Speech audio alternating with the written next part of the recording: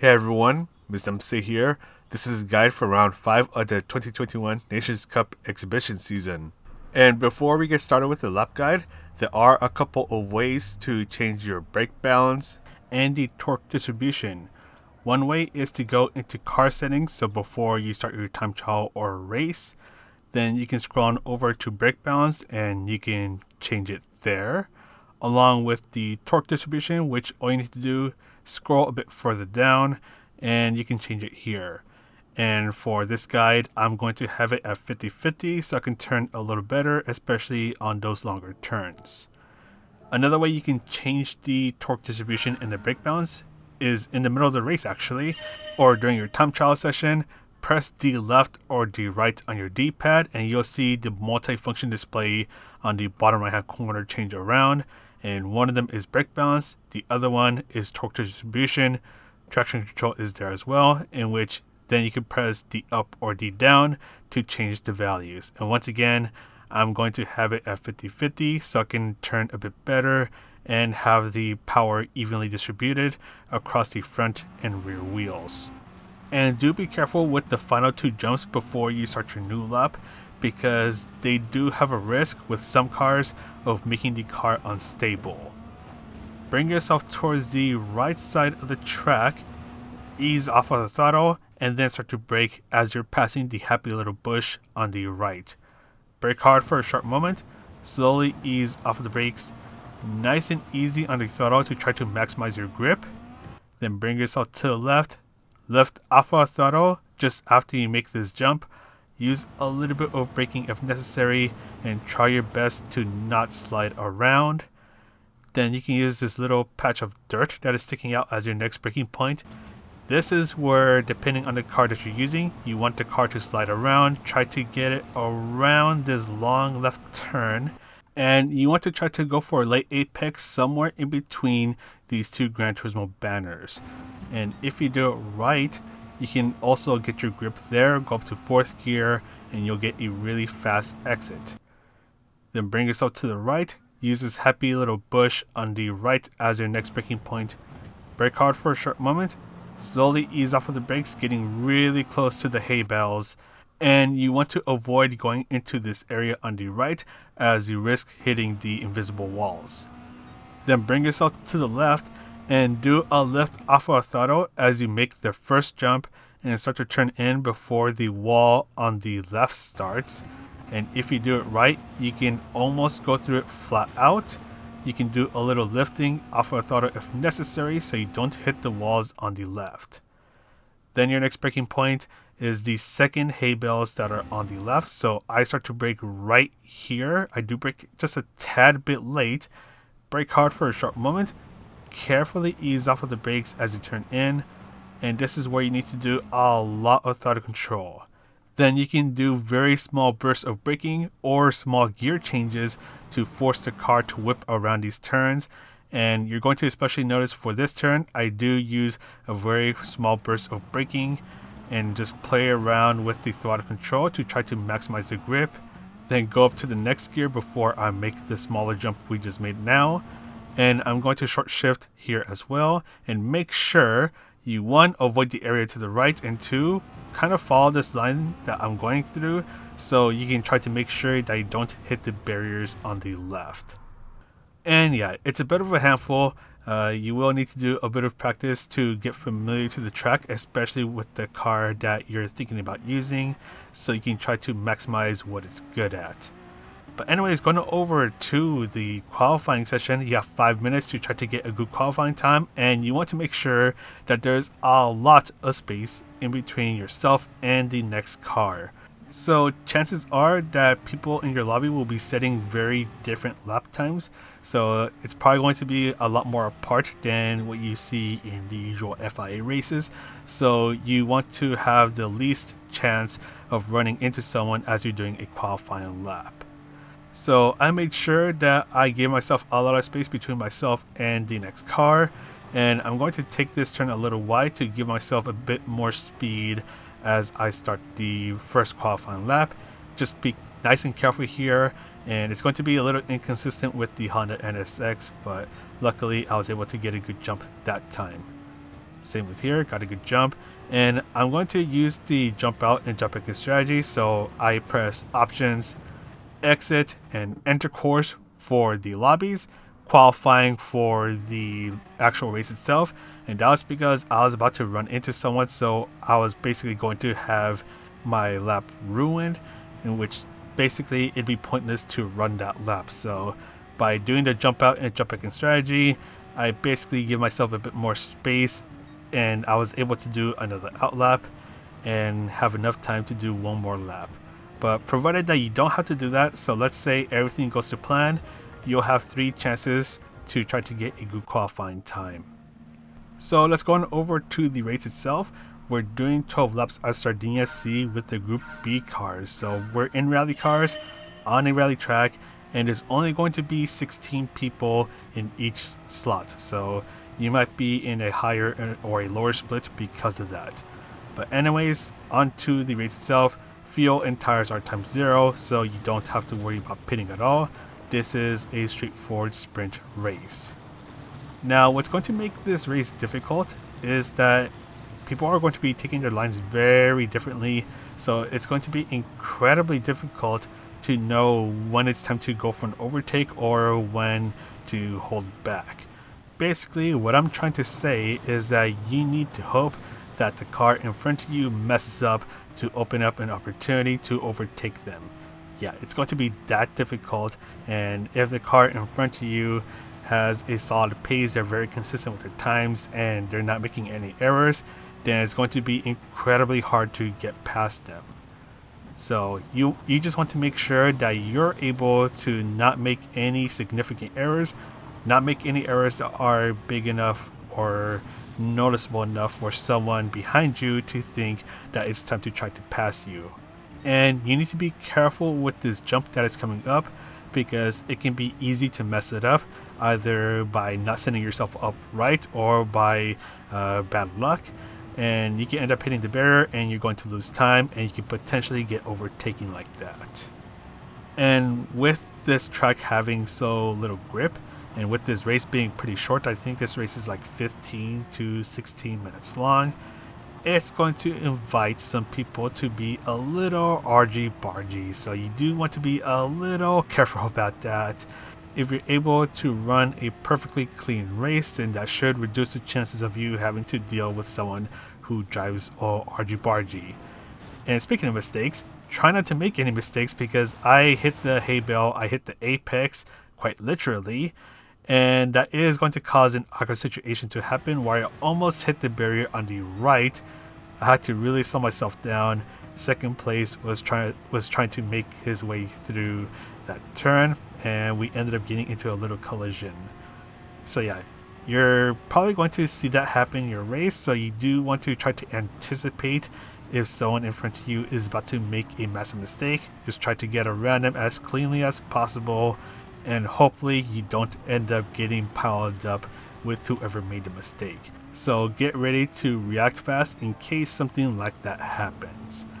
And yeah, overtaking is pretty much going to be a case-by-case scenario. There isn't really a good place to get an overtake done, so I'm not going to go through that, but I do want to show the penalty serving zone. It is just at the start of the back straight.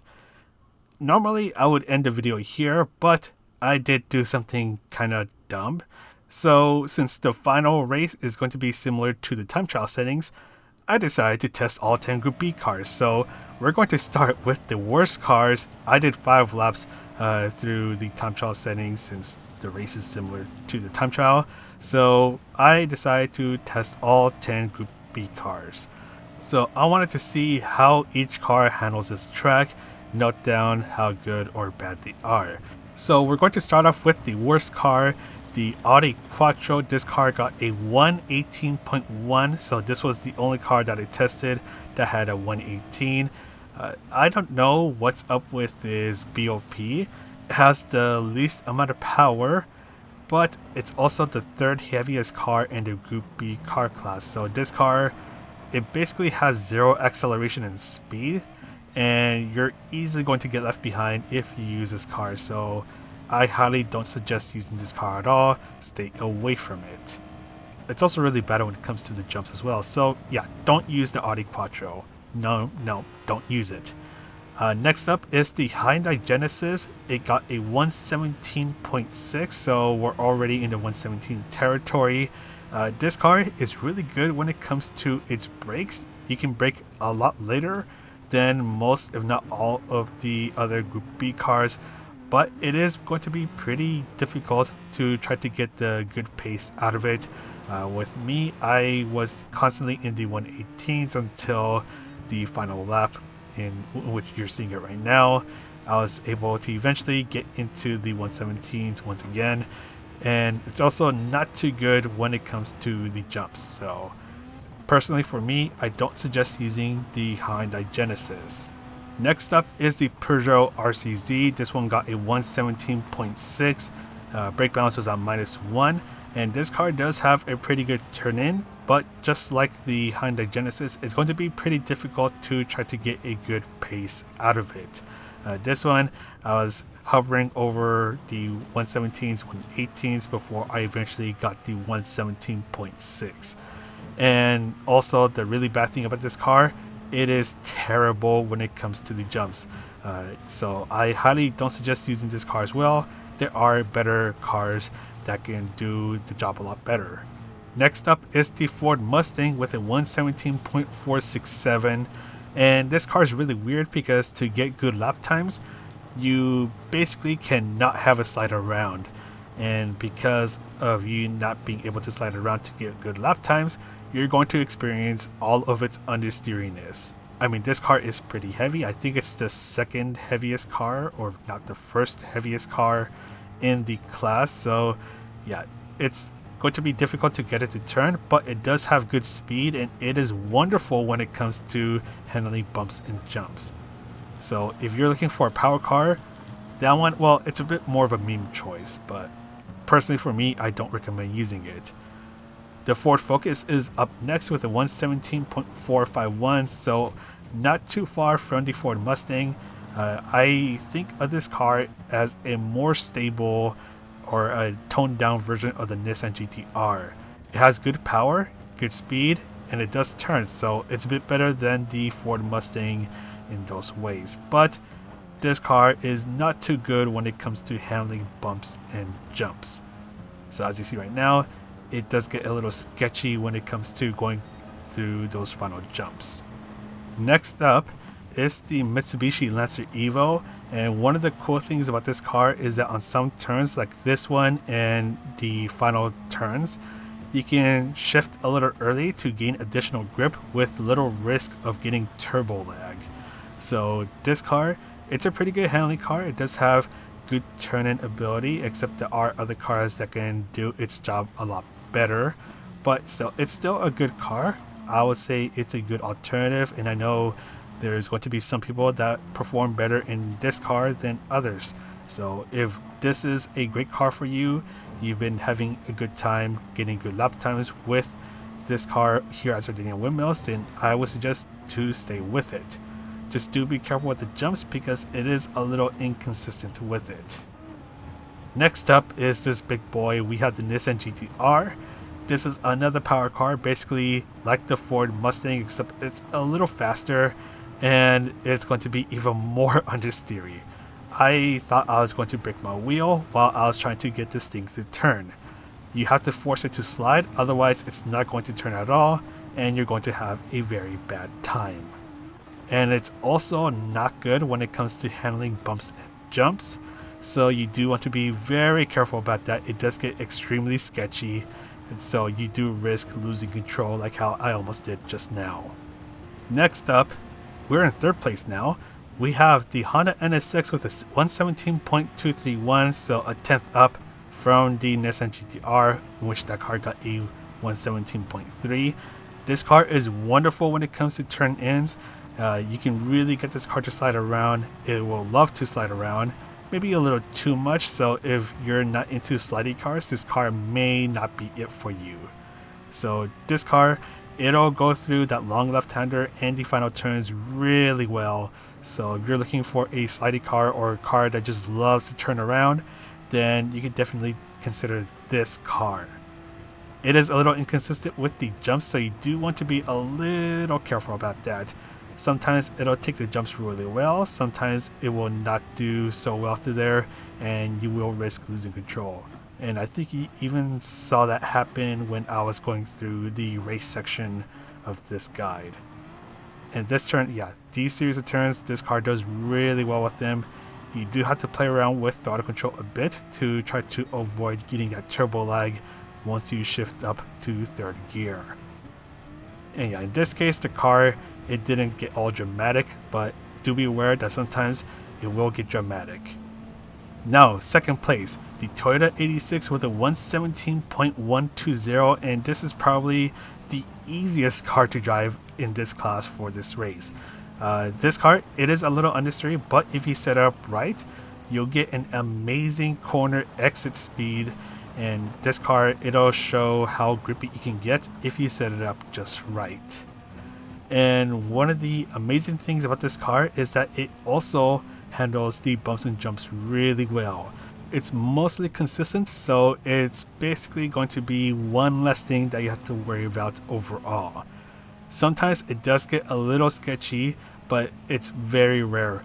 I think through my many laps with this car, because I eventually got a new personal best with this car, I think it only handled the last jumps badly only once out of probably like 35 or 40 laps. So this car is probably going to be the safest choice for a lot of people to use. And yeah, it's really easy to use. I ended up having a really good time with this car, so this might be the car that I'll actually be using for the race. And there you go, through the jumps, just a tiny bit sketchy, but overall you don't even have to worry about it. Now we have the number one car with the Subaru WRX with a 116.932. So you saw in the lap guide, that was the 116, and this car, it just handles so well. It has amazing turn in, and through the higher speed sections, you can still have this car turn in amazingly well. And this car is, to me, it's basically a much better version of the Lancer Evo and the Honda NSX. So this is definitely one car that you can use if you're looking for a car with great turn in, but do be aware that it sometimes does get a little too slidey, so you do risk losing a bit of time because of that. However, it is a little inconsistent with the bumps and jumps, so sometimes the car will handle it pretty well, but other times it will not do so well, which I think you saw it at the start of the clip, and I think it's also going to happen when we get to the end of this lap. Yeah, this car does really well when it comes to handling the final corners. Lots of throttle control, and you can even stay on third gear or play with second and third gear for additional rotation. And here we go, here's the last jump, and yeah, it does get a little sketchy, so you do have to worry about that a bit. But that is pretty much it for this guide, and while the Subaru did give me the best time, the Toyota 86 helped me be a lot more consistent with the times, which is probably going to be the reason why I'll be choosing the 86 over the WRX. But there's still going to be a lot of choices for people to take depending on your driving style and your needs. So hopefully this gives you an idea of how each car performs here at Sardegna Windmills, and hopefully saves you time from having to test all 10 cars out. But anyways, that's all from me. If you liked the video, you can press the like, subscribe, all that good stuff, and you can check out the YouTube memberships and the Patreon in the description down below. But that's all from me. I'm going to sign off now. So this is Mr. MCA, wishing you a good race, and I'll see you in the next video.